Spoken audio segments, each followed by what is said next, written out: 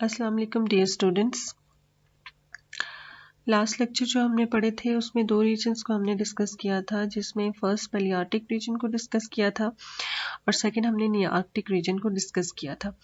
आज जो टॉपिक हम पढ़ने जा रहे हैं वो नियोट्रॉपिकल रीजन को डिस्कस करेंगे। तो ये जितने भी रीजन्स हैं इनके नेम्स जो हैं, इनकी क्या लोकेशन है वर्ल्ड मैप के अंदर, उसी के हिसाब से इनके नेम्स दिए जाते हैं। जैसे कि पैलियार्कटिक रीजन है या नी आर्कटिक रीजन है, तो ये दोनों रीजन पैलियार्कटिक नियार्कटिक रीजन, क्योंकि ये जो पोलर रीजन था, जो जो नॉर्दर्न साइड वाला पोलर रीजन था उसके नियरेस्ट प्रेजेंट थे और इसी हिसाब से इनको पैलियार्कटिक एंड नियार्कटिक रीजन का। जैसा कि आपको पता है कि जो नॉर्दर्न साइड पे पोलर रीजन होता है उसको आर्कटिक का नाम दिया जाता है। आर्कटिक रीजन है जो कि जो कि नॉर्दर्न साइड पे जो प्रेजेंट है पोलर रीजन, तो उसी हिसाब से इनको पैलियार्कटिक एंड नियार्कटिक का नाम दिया गया था। और पैलियार्कटिक और नियार्कटिक दोनों रीजन्स को कंबाइनली हम होलार्टिक रियाल्म में भी रियाल्म का नाम भी देते हैं। तो नियोट्रॉपिकल रीजन क्योंकि ये ट्रॉपिक्स के साथ है, या ट्रॉपिक कौन से एरियाज होते हैं जो कि इक्वेटर के साथ प्रेजेंट होते हैं, उनको ट्रॉपिक्स का नाम दिया जाता है। तो ये एरियाज जो इसके अंदर इंक्लूडेड है नियोट्रॉपिकल रीजन के अंदर, ये ट्रॉपिक्स के साथ हैं, उसी हिसाब से इसको नियोट्रॉपिकल का नाम दिया गया है। तो यहाँ पे आप देख लें कि इसमें जो कंट्रीज एरियाज आ जाते हैं, जो कि यहाँ पे मैप के अंदर अगर आप देखें, ये मैक्सिको से स्टार्ट हो रहा है और मैक्सिको से स्टार्ट हो गए Brazil, Peru, Bolivia, Paraguay, Argentina, Chile, ये सारे जो हैं एरियाज नियोट्रॉपिकल रीजन के अंदर जो हैं वो इंक्लूडेड हैं। इसमें जो रीजन्स आ जाते हैं जिस तरह सेंट्रल अमेरिका है, कैरेबियन है, वेस्ट इंडीज है, साउथ अमेरिका, ये सारे एरियाज हैं जो कि इस रीजन के अंदर इंक्लूडेड हैं। तो सेंट्रल अमेरिका की अगर हम बात करें तो यहाँ पे आपको मैप के अंदर नज़र आ रहा होगा कि यहाँ पे लोकेशन बताई गई है 1 से 2 तक, कि यहाँ पे जो सेंट्रल अमेरिका है वो स्टार्ट हो रहा है पनामा से, और इस तरह से पनामा से स्टार्ट हो रहा है और ये मैक्सिको के साथ जाके यहाँ पे एंड हो रहा है। जो सेंट्रल अमेरिका के रीजन है इसमें कुछ 6-7 कंट्रीज इसमें आ जाती हैं। और यहाँ पे अगर आप जो राइट साइड के ऊपर जो मैप है उसको अगर आप देखें तो उसमें आप देखेंगे कि जो नियोट्रॉपिकल रीजन है वो मैक्सिको से स्टार्ट हो रहा है और अर्जेंटीना के लास्ट तक जा रहा है। और इस रीजन का अगर आप देखें कि ये ऑल साइड से कवर है ओशन से, इस तरह आपको वेस्ट साइड पे नजर आ रहा होगा कि पैसिफिक ओशन है और इस साइड पे अटलांटिक ओशन है। इसका लैंड कनेक्शन सिर्फ एक ही साइड से है जो कि इस तरह सा पनामा के थ्रू है, जो हमने पीछे नियार्टिक रीजन में भी पढ़ा था कि नियार्टिक एंड नियोट्रॉपिकल रीजन जो है वो एक दूसरे के साथ कनेक्टेड हैं इस्तेमाल ऑफ पनामा के ज़रिए से। तो यहाँ पे आपको मैक्सिको की अगर राइट साइड पे अगर देखें तो यहाँ पे कुछ आपको आइलैंड्स भी नज़र आ रहे होंगे जो कि कैरेबियन सी के अंदर ये आइलैंड्स जो हैं ये प्रेजेंट हैं। और ये आइलैंड जिसमें जिस तरह क्यूबा है, वेस्ट इंडीज़ है, ये जो आइलैंड्स हैं ये इसके अंदर जो है वो इंक्लूडेड है। अब ये जो एरियाज हैं वेस्ट इंडीज़ और इस तरह की जो एरियाज हैं, तो इसमें जो क्लाइमेट है ये क्योंकि इक्वेटर के बिल्कुल साथ है तो इसमें क्लाइमेट काफ़ी हार्ड होता है। तो आपको पता है कि जिस तरह से अगर आप इस क्लाइमेट के हिसाब से लोगों के कम्प्लेक्शन को वो करें, लोगों की कम्प्लेक्शन जो है वो काफ़ी ज़्यादा रिलेट कर रहा होता है क्लाइमेट के साथ, और उसकी रीज़न भी मैं आपको बताती हूँ कि क्या है। जैसा कि आपको पता है कि वेस्ट इंडीज़ के अंदर रहने वाले, क्योंकि वेस्ट इंडीज़ का मैंने आपको बताया कि इक्वेटर के साथ ये रीजन है, तो इस यहाँ पे रहने वाले लोगों के कलर्स जो हैं, कलर कम्प्लेक्शन जो हैं ये काफ़ी ज़्यादा डार्क होते हैं। और उसकी रीज़न क्या होती है कि सनलाइट काफ़ी ज़्यादा इंटेंस होती है और इंटेंस सनलाइट की वजह से हमारे स्किन के अंदर एक पिगमेंट प्रेजेंट बन रहा होता है, इसको मेलानिन पिगमेंट कहते हैं। और मेलानिन पिगमेंट जो है ये अल्ट्रावायलेट जो हार्मफुल रेज होती हैं सन से, उससे हमें प्रोटेक्ट कर रहा होता है। यानी कि एक तरह का नेचुरल सन ब्लॉक होता है जो कि इसकी प्रोडक्शन होना शुरू हो जाती है हमारी स्किन के अंदर, जो कि बहुत ज़्यादा गर्म एरियाज होते हैं वहाँ पे।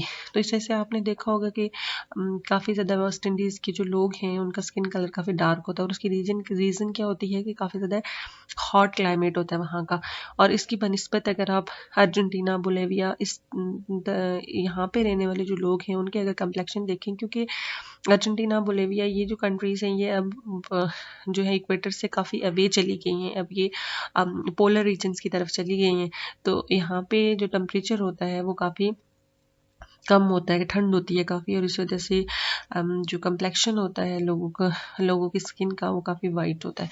तो इसमें जो वो होता है टेम्परेचर जो है वो बहुत इंपॉर्टेंट रोल प्ले करता है। ये आप किसी के स्किन कलर का ही देख के आप बता सकते हैं कि ये किस तरह के एरिया से जो है वो बिलोंग कर रहा है। और इसमें जो है न्यू ट्रॉपिकल रीजन के अंदर कुछ ऐसे एरियाज भी इंक्लूडेड हैं जो कि ट्रॉपिक्स के अंदर नहीं आ रहे होते, जिस तरह से अर्जेंटीना वगैरह, ये चिली, ये काफ़ी ज़्यादा अवे चली जाती है ट्रॉपिकल रीजन के अंदर, लेकिन इनका फाना जो है वो काफ़ी सिमिलर था इन रीजन्स के साथ। तो इसी वजह से इनको भी, हालांकि ये ट्रॉपिक्स के साथ नहीं आते, लेकिन इनको भी न्यू ट्रॉपिकल रीजन के अंदर ही इंक्लूडेड किया जाता है।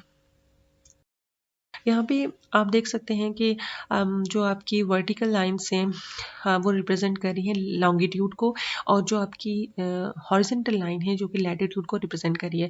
और जो सेंटर में से जो लैटिट्यूड गुजर रहा होता है उसको हम लोग इक्वेटर का नाम देते हैं, जो अर्थ को 2 इक्वल पार्ट्स में डिवाइड कर रहा होता है। और जो लॉन्गिट्यूड सेंटर में से गुजर रहा होता है उसको हम लोग प्राइम मेरिडियन का नाम देता है। और ये भी प्राइम मेरिडियन भी अर्थ को 2 इक्वल पार्ट्स में ईस्टर्न हेमिस्फीयर और नॉर्दर्न हेमिस्फीयर, ईस्टर्न और वेस्टर्न हेमिस्फीयर में डिवाइड कर रहा होता है। और इक्वेटर जो है ये भी 2 हेमिस्फीयर्स में डिवाइड कर रहा होता है, जिसको हम लोग नॉर्दर्न एंड साउदर्न हेमिस्फीयर का नाम देते हैं। अब इक्वेटर्स जो है वो कहाँ कहाँ पे इक्वेटर कंट्रीज जो है वो कौन कौन सी हैं कि इक्वेटर से अगर हम 23 डिग्री नॉर्थ की तरफ मूव करेंगे तो यहाँ पे भी ये सारा इक्वेटर का रीजन है। ये 23 डिग्री साउथ की तरफ मूव करेंगे तो ये भी हमारे पास जो है इक्वेटर का रीजन आ जाता है। जो आपको पिंकिश शेडेड एरिया जो है ये रिप्रेजेंट कर रहा है इक्वेटर के रीजन को, जिसमें अगर आप नॉर्थ की तरफ मूव करें तो हम लोग ट्रॉपिक ऑफ कैंसर के नाम देते हैं, और 23 डिग्री अगर साउथ की तरफ मूव करें तो इसको हम लोग ट्रॉपिक ऑफ कैंसर का नाम देते हैं। उसके अलावा इसमें नेक्स्ट जो आ जाती है सब ट्रॉपिक रीजन आ जाते हैं, या उसके बाद टेम्परेट जोन आ जाती है। तो इसमें ये जो टेम्परेट जोन है इसमें ये सारा जो रीजन आ जाता है ये भी न्यू ट्रॉपिक के अंदर जो है वो इंक्लूडेड है। तो न्यू ट्रॉपिकल जो रीजन है उसमें जो पूरा साउथ अमेरिकन रीजन आ जाता है, पूरा जो साउथ अमेरिकन रीजन है जो आधा की टेम्परेट जोन के अंदर आ रहा है और आधा ट्रॉपिकल जोन के अंदर आ रहा है। और उसके अलावा जो है जो सेंट्रल अमेरिका है उसका पोर्शन आ जाता है, और वेस्ट इंडीज़ के आइलैंड जो है इसके अंदर आ जाते हैं। तो अगर हम फिजिकली देखें तो इसमें कौन कौन से रीजन, एक ट्रॉपिकल टेरेस्ट्रियल रीजन्स आ जाते हैं अमेरिका के, और उसके अलावा जो इसकी साउथ अमेरिकन टेम्परेट जोन आ जाती है। इसको हम लोग, जैसा कि आपको पता है कि इस रीजन को, न्यू ट्रॉपिक को हम लोग साउथ अमेरिकन रीजन का नाम देते हैं, और नियार्टिक को हम लोग नॉर्थ अमेरिकन रीजन का नाम देते हैं। अगर हम फिजिकल फीचर्स की बात करें कि यहाँ पे टेम्परेचर किस तरह का होता है, क्लाइमेट जो है वो इसका किस तरह से होता है, तो यहाँ पे आप राइट साइड जो है मैप की, राइट साइड पे जो मैप है उसको अगर आप देखें जिसमें वो हुआ हुआ है, लेबल हुआ हुआ है area of map. Area of map में आप देख रहे हैं कि यहाँ पे कुछ ग्रीनिश एरिया है, जो लाइट ग्रीनिश है उसके अंदर आपको नज़र आ रहा होगा, डार्क ग्रीनिश एरिया जो है वो नज़र आ रहा होगा।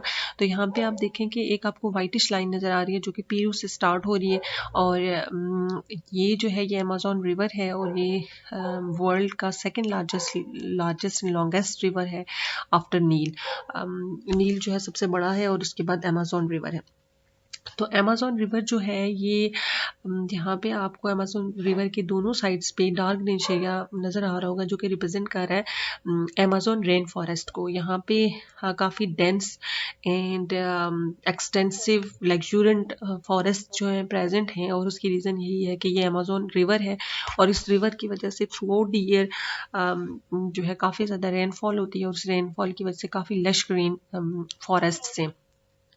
और ये जो अमेज़न रेन फॉरेस्ट हैं, या जिनको इनको हम लोग ट्रॉपिकल रेन फॉरेस्ट भी कहते हैं, और अमेज़न जो रेन फॉरेस्ट हैं ये वर्ल्ड लार्जेस्ट ट्रॉपिकल फॉरेस्ट हैं, सबसे ज़्यादा जो लार्जेस्ट फॉरेस्ट हैं इनका नाम दिया जाता है। और यहाँ पे बहुत ज़्यादा बायोडाइवर्सिटी जो है वो प्रेजेंट है, क्योंकि ये हैबिटेट प्रोवाइड कर रही होती है एनिमल्स के लिए। तो इस वजह से सबसे ज़्यादा जो बायोडाइवर्सिटी किसी रीजन के अंदर है तो वो न्यू ट्रॉपिकल रीजन के अंदर ही बायोडाइवर्सिटी सबसे ज़्यादा है, और उसकी रीज़न भी यही है कि ये यहाँ पे बहुत एक्सटेंसिव एंड लग्जूरियंट फॉरेस्ट हैं, और इन फॉरेस्ट की यहाँ पे इसकी वजह से काफ़ी ज़्यादा अमाउंट में जो स्पीशीज़ हैं यहाँ पे प्रेजेंट हैं। तो इसमें जो आ जाता है नेक्स्ट, ये तो जो अमेज़न रिवर है या ये जो फॉरेस्ट है अमेज़न रेन फॉरेस्ट, या इनको हम लोग ट्रॉपिकल रेन फॉरेस्ट का भी नाम देते हैं, ये ट्रॉपिकल रीजन के अंदर है। अब नॉन ट्रॉपिकल रीजन को देख लेते हैं। नॉन ट्रॉपिकल रीजन जो साउथ अमेरिका का है, इसमें जैसे एंडीज माउंटेन जो है, इसकी जो ईस्ट साइड है उसमें कुछ ट्रीलेस प्लेन्स होते हैं जिनको हम लोग पैम्पस का नाम देते हैं, और इस रीजन के अंदर जो है वो टोटली जो है डेजर्ट्स जो है वो टोटली एब्सेंट है। यहाँ पे आप देख सकते हैं इन फॉरेस्ट को, लश ग्रीन फॉरेस्ट हैं, बहुत ही ब्यूटीफुल फॉरेस्ट ये यहाँ पे प्रेजेंट है, और इनके अंदर काफ़ी ज़्यादा ट्राइब्स भी रहते हैं, और बहुत ज़्यादा बायोडाइवर्सिटी है इन फॉरेस्ट के अंदर। और यहाँ पे बहुत डेंजरस स्पीशीज़ भी हैं, एनिमल्स की कुछ बहुत डेंजरस स्पीशीज़ भी प्रेजेंट हैं, सारे रेप्टिलियंस काफ़ी ज़्यादा प्रेजेंट है यहाँ पे, कुछ एम्फीबियंस हैं काफ़ी ज़्यादा अमाउंट में यहाँ पे प्रेजेंट है। तो इसको, ये जो ट्रॉपिकल रेन फॉरेस्ट है या अमेज़न रेन फॉरेस्ट है, इनको लंग्स ऑफ द प्लेनेट भी कहा जाता है, क्योंकि जो दुनिया के अंदर जो प्रोड्यूस हो रही होती है 20% जो ऑक्सीजन है वो इन्हीं फॉरेस्ट से प्रोड्यूस हो रही होती है। इसी वजह से हम लोग इनको लंग्स ऑफ द प्लेनेट भी, लंग्स ऑफ द प्लेनेट का नाम भी देते हैं, और इन्हीं फॉरेस्ट की वजह से बहुत ज़्यादा बायोडाइवर्सिटी है इस रीजन के अंदर। इसके अलावा फर्स्ट हमारा ट्रॉपिकल पार्ट आ गया था, सेकंड हमारा कुछ सब ट्रॉपिकल पार्ट था, जिसके अंदर जो नॉन ट्रॉपिकल पार्ट हमने पढ़ा था। अब उसके बाद हम अगर एक्सट्रीम साउथ की तरफ चले जाएं तो यहाँ पे पैटागोनियन रीजन आ जाता है, और पैटागोनियन रीजन कुछ अर्जेंटीना का पार्ट भी इसमें आ जाता है पैटागोनिया के अंदर। पैटागोनिया जो है वो एक रीजन है जो कि साउथ साइड पे प्रेजेंट है, एक्सट्रीम साउथ पे प्रेजेंट है न्यू ट्रॉपिक के, और ये जो रीजन है इसमें जो है काफ़ी ज़्यादा टेम्परेचर हार्श होता है, और इसकी रीज़न क्या है कि ये इक्वेटर से काफ़ी अवे चला गया है, ये अब जो है जो पोलर रीजन से उसके काफ़ी नज़दीक आ गया है, और पोलर रीजन के पास होने की वजह से इसका टेम्परेचर जो है वो काफ़ी ज़्यादा हार्श होता है, यानी कि इसमें 0 डिग्री आइसोथर्म पे ये प्रेजेंट है, यानी कि 0 डिग्री आइसोथर्म जो है वो रिप्रेजेंट कर रहा है ऐसे अल्टीट्यूड को कि जिसमें through out the year winter में जो टेम्परेचर होता है वो 0 डिग्री सेंटीग्रेड होता है। तो इसमें ये जो पैटागोनिया है, ये जो रीजन है, इसमें काफ़ी ज़्यादा हार्श टेम्परेचर होता है। अब इसकी न्यूट्रॉपिक की सब रीजन जो आ जाती हैं, जिस तरह से चिलियन रीजन है, ये अगर आप डायग्राम के अंदर देखें तो जो वेस्टर्न साइड पे, वेस्टर्न कोस्ट है साउथ अमेरिका की, उसके अंदर ये रीजन आ जाता है। इसमें फाना, चिंचिला है, लामा, आइलबर्ड्स और रियाज आ जाते हैं। सेकंड जो है ये ब्राज़ीलियन सब रीजन आ जाता है, इसमें ट्रॉपिकल फॉरेस्ट हैं और ये पनामा तक एक्सटेंड हुए हुए, और इसमें फाना जो है new world monkeys, vampire bats, tree porcupine, sloth, armadillo, opossum, tapirs, cavia, ये स्पाइनी माइस। और नेक्स्ट जो है वो मैक्सिकन रीजन आ जाता है। जैसा कि हमने पढ़ा था कि मैक्सिको का हाफ पार्ट जो वो इंक्लूडेड है नियार्टिक के अंदर, हाफ पार्ट इसका इंक्लूडेड है न्यूट्रॉपिक के अंदर। तो इसमें मैक्सिको और नॉर्थ जो आइलैंड है अस्थमस ऑफ पनामा के और रॉकी माउंटेन्स, ये इसके अंदर इंक्लूडेड हैं। और फाना इसके अंदर जो है मेड टैपिन्स है, टैपर्स हैं, प्लेथोडोंटिड्स हैं, ये सारे इसके अंदर इंक्लूडेड हैं। अगर हम एंटीलियन या वेस्ट इंडीज जो सब रीजन है उसकी बात करें तो इसमें जो कैरेबियन आइलैंड्स हैं इसमें सारे इंक्लूडेड हैं except the Tobago and Trinidad. तो इसमें भी माउंटेन्स और रॉकी एरियाज जो हैं जो कि कवर्स फॉरेस्ट के साथ कवर्ड हैं, और इसमें फाना जो वो बहुत पुअर है, और इसमें जो कोई भी नेटिव मैमल्स जो हैं इसमें एब्सेंट है। तो इसमें जैसा कि हम देखते हैं कि डिफरेंट रीजन्स जो हैं फाना जो वो शेयर कर रहे होते हैं, और इसकी रीज़न हमने पहले भी मैंने आपको बताई थी कि उसकी रीज़न यही है कि इसमें जो फाना है, क्योंकि पहले जो है ये पूरी वर्ल्ड जो एक ही लैंड मैस पे कंसिस्ट कर रही थी, और सारी जो स्पीशीज़ थी वो फ्रीली एक एरिया से दूसरे एरिया पे मूव कर रही थी, इसी वजह से काफ़ी ज़्यादा वर्ल्ड के अंदर फाना जो है वो सिमिलर है। और फिर बाद में जब ब्रेकिंग हुई और ब्रेकिंग के बाद जो 7 पीसेस में डिवाइड हुआ, तो पहले ये एक ही सुपर कॉन्टिनेंट गोंडवाना पे कंसिस्ट कर रहा था, और उसमें ब्रेकिंग की वजह से जो है डिफरेंट कॉन्टिनेंट्स बने, और क्योंकि ये एक ही लैंड मैस पे कंसिस्ट कर रहा था इसी वजह से काफ़ी ज़्यादा स्पीशीज़ ऐसी हैं जो कि सिमिलर हैं। और इसमें जैसा कि पहले भी मैंने आपको बताया कि इसमें काफ़ी ज़्यादा रिच है, काफ़ी ज़्यादा एंडेमिक फैमिलीज इसमें प्रेजेंट है। इसमें 40 एंडेमिक फैमिलीज हैं और टोटल हमारे पास 155 वर्टिब्रेट्स की फैमिलीज प्रेजेंट हैं। और यहाँ पे एवियन फाना बहुत ज़्यादा प्रोमिनेंट है और इस वजह से इसको बर्ड कॉन्टिनेंट का नाम भी दिया जाता है। बड़ी यूनिक स्पीशीज़ इसके अंदर बर्ड्स की जो है वो प्रेजेंट है और 25 जो फैमिलीज हैं एंडेमिक है इस रीजन की। और मैमल्स इसमें जो पूरे रीजन के अंदर वाइडली डिस्ट्रीब्यूटेड है। Use rabbit, squirrels, mice, dogs, bear, cats and deers, ये ज़्यादा तर जो हैं पूरे रीजन के अंदर डिस्ट्रीब्यूटेड हैं। बैट्स जो इसके अंदर एब्सेंट हैं और इसके अलावा है जॉग, moles, beavers, hyenas, bovids and horses भी इस रीजन के अंदर नहीं है। बोविड्स जो हैं जिसमें बैफेलोस वगैरह, काउस वगैरह आ जाती हैं, बोविड्स बोविड्स इसमें ये कुछ एंडेमिक मैमल्स हैं, बड़े ब्यूटीफुल आपको नज़र आ रहे होंगे। 6 बैंड आर्मिडलो है, 3 टो स्लोथ्स हैं और 3 स्पीशीज हैं एंट ईटर्स की, जो कि इस रीजन की एंडेमिक स्पीशीज। यहाँ पे कुछ एंडेमिक रूडेंट्स भी हैं, जिस तरह से गोनिया पिग्स है, ट्री पार्कोपाइन्स है, चिंचिला है, विकैचस है। ये कुछ डिफरेंट स्पीशीज है। एगोथिस है, ये जो हैं इस रीजन की एंडेमिक स्पीशीज हैं। उसके अलावा जिस तरह से मैंने आपको बताया था कि काफ़ी डाइवर्स और स्ट्रेंज फाना है जो बर्ड या एवियन फाना है, लेकिन इसके अंदर जो है सॉन्ग बर्ड्स या फीजेंट्स जो हैं एब्सेंट हैं।